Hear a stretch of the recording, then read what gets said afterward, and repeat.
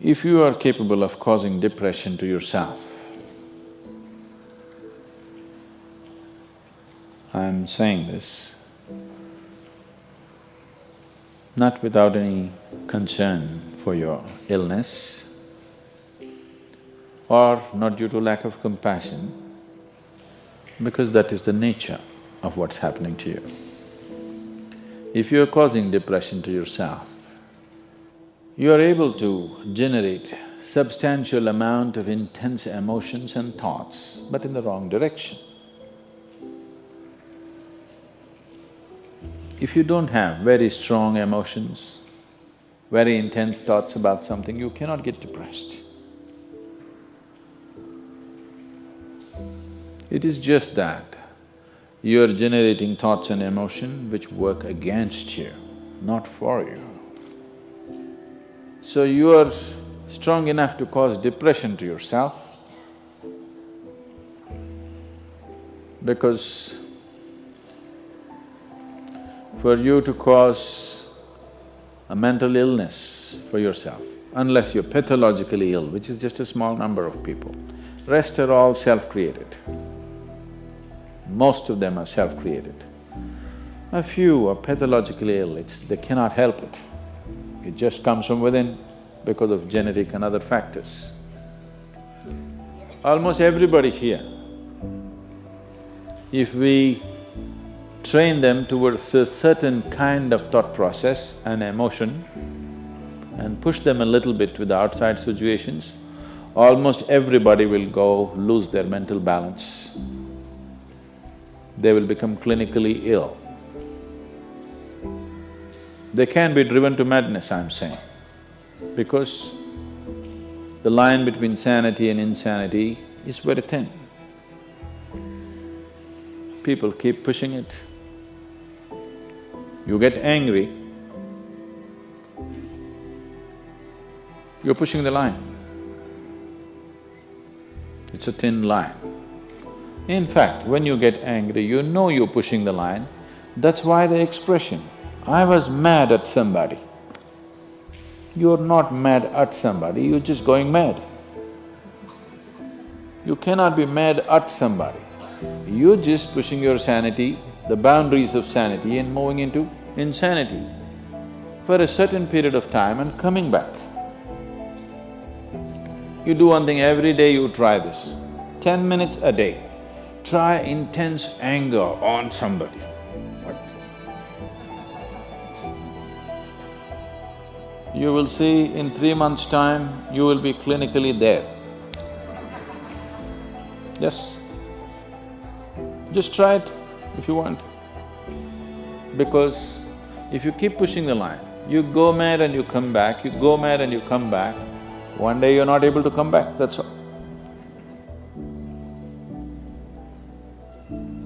One day you're not able to turn back, then you're clinically ill. You must understand, even if you got angry for a moment, you're already ill. Maybe you don't get the certificate of diagnosis. They don't slap a certificate on you that you're gone, but you are going, isn't it? You think it's your right to throw tantrums? You think it's your right to get angry with people? You think it's your privilege to be depressed so that you'll get attention from somebody? You keep playing this, one day you will not be able to turn back.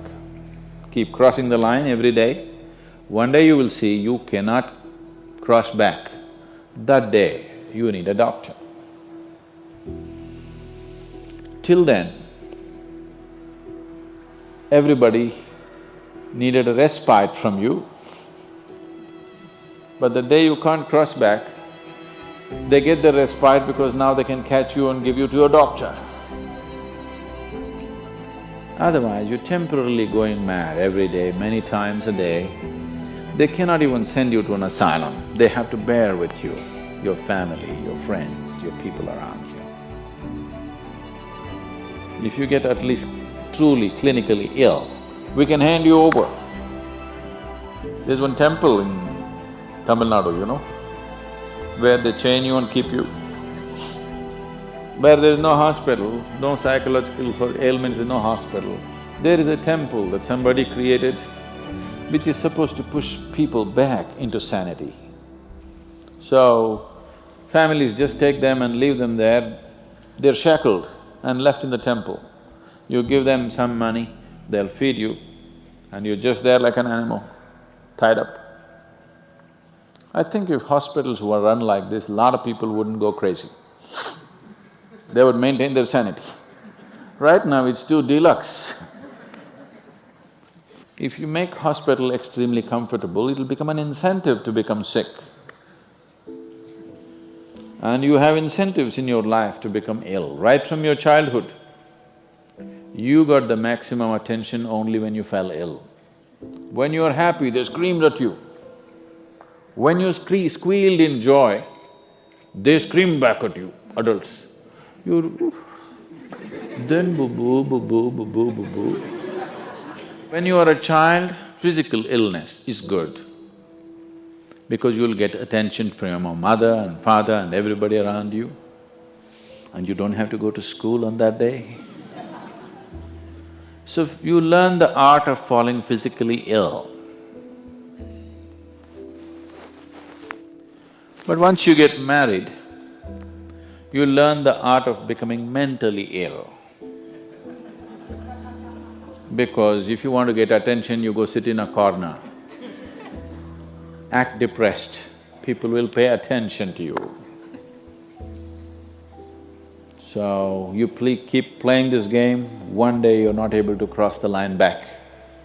That day, you're clinically ill. Unfortunately,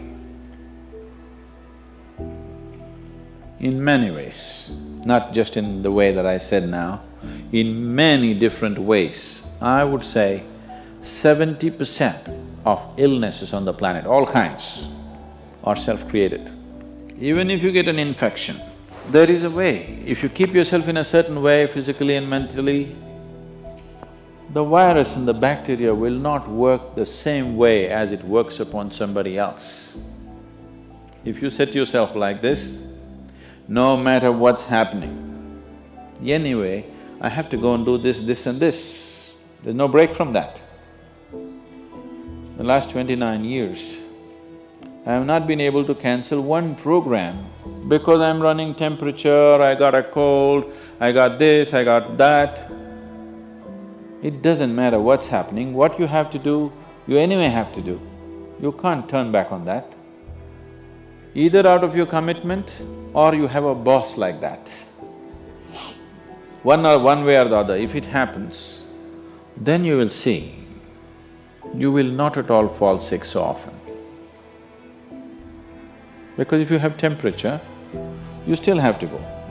If it's summer, you still go, right? Now, a lot of people don't go. It's a little hot outside, they don't go and work. Little cold outside, they don't go and work. A little raining, they won't go and work. A snowflake, they will not go and work.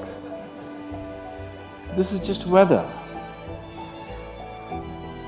So for every change in weather, if you have the comfort of covering yourself in a blanket and lying down, once you create that, your body will learn to fall sick as often as possible. If you just keep it this way, it doesn't matter what it is, anyway I have to go and do what I have to do, you will see your body will just bounce back as quickly as possible, even if it gets the worst kind of infections. So, you just have to set the necessary conditions for health, necessary incentives for health, both for yourself and your children if you have them.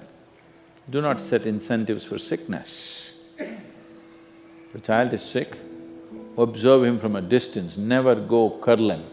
He knows that's the worst time of his life and he knows he has to get well soon. And give him the best attention when he is joyful. You will see he naturally learns from within. His very chemistry will learn that it pays to be joyful, it doesn't pay to be sick. If you make this very clear to your own biology, to your own chemistry and to everybody around you, you will see people will not fall sick as often as they are right now. So set that up for yourself. You will see you will get healthy. If you can turn your mind this way, you can also turn it this way. I want you to understand this.